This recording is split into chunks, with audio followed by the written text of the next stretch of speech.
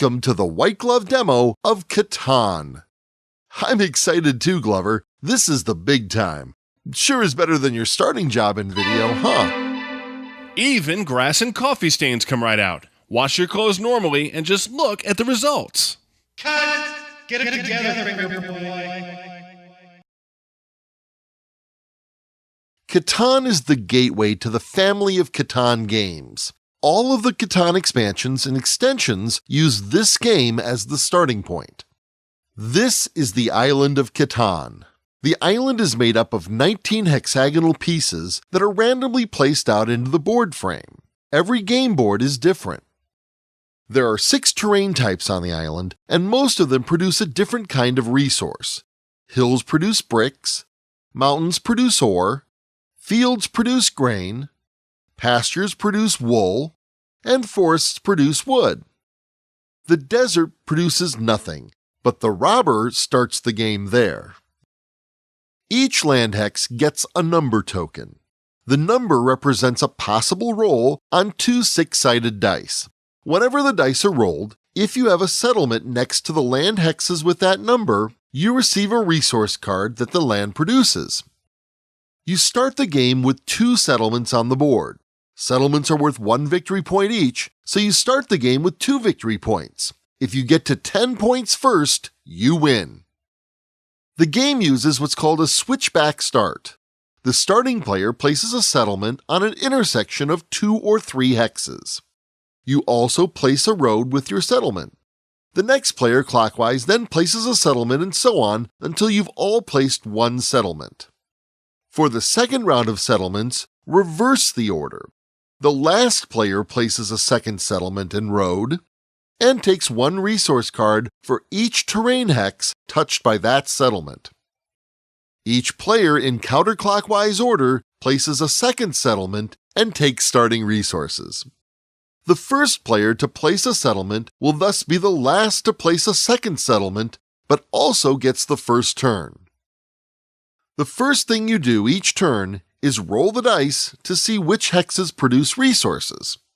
Glover rolled an 8, so this mountain hex produces 1 ore for the owner of this settlement, and this forest hex produces wood for each of the settlements adjacent to it. Take your resource cards and keep them hidden in your hand. There are no 7s on the board, so if you roll a 7, no resources will be produced. In fact, everyone who has more than 7 cards in hand will actually lose resources. Discard half of your cards, keeping the spare if you have an odd number. Then, if you rolled the 7, you get to take the robber piece and move it to any other space on the board.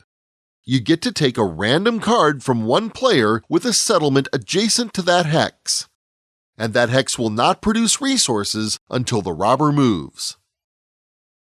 After resources are handed out, you usually won't have every resource you want, but you might have an excess of something you don't need. This is where trading comes in. You can trade resource cards with the other players as much as you want during your turn. You can also trade with the bank, but it will cost you. You can give away 4 identical resource cards to take any 1 resource card from the bank. There are harbors on the board to make this a little less painful. If you build a settlement at one of the generic 3-to-1 harbors, you only need 3 of a kind to trade with the bank. There are even specialty harbors that let you trade a certain type of resource at a 2-to-1 rate. After trading, it's time to buy stuff with your resources. There are 4 things you can buy with your resources. On your turn, you can buy as much as you can afford, as often as you like. Roads cost you a wood and a brick. They may be placed on any hex side that touches one of your settlements or your roads. Roads are important because they let you spread out and build more settlements. If you're the first to build 5 connected roads in a row, not counting spurs, you get the longest road victory card. This card is worth 2 victory points. If someone else builds a road just as long as yours, you get to keep the longest road. But as soon as someone has a larger road, you must pass the card and lose the victory points. Settlements cost 1 brick, 1 wood, 1 grain, and 1 wool. They can be placed on any intersection that you can reach by road. However, settlements can never be built within one intersection of each other. If there's only enough space between the two settlements for a single road piece, you have to pick a spot farther away. Each settlement you build gives you another victory point and lets you produce more resources. A city is an upgrade to a settlement. By paying 2 grain and 3 ore, you may replace one of your settlements with a city. Cities produce 2 resource cards instead of just 1 and are worth 2 victory points. Development cards cost 1 ore, 1 wool, and 1 grain each. These are special cards that will give you some benefit. During your turn, you can play 1 development card at any time, but only if you bought it on a previous turn. The most common card in the development card deck are the knights.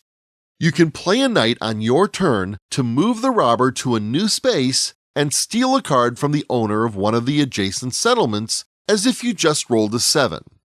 However, unlike rolling a 7, no one has to discard half their hand. Keep your played knights face up in front of you. The first player to play a 3rd knight gets the largest army victory card worth 2 victory points. Just like with the longest road, once you have the largest army, no one can take it from you unless they have a larger army. If 2 players are tied, the largest army card stays where it is.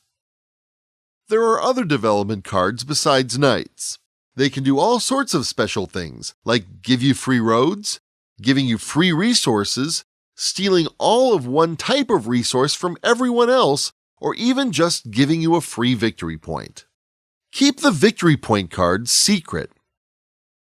If on your turn you have 10 total points between your settlements, cities, largest army, longest road, and victory point cards, you can reveal all of your victory point cards at once to win the game. And that's how to play Catan. It's an award-winning game that you'll find interesting and exciting every time you play. Sorry, Glover really doesn't like the robber.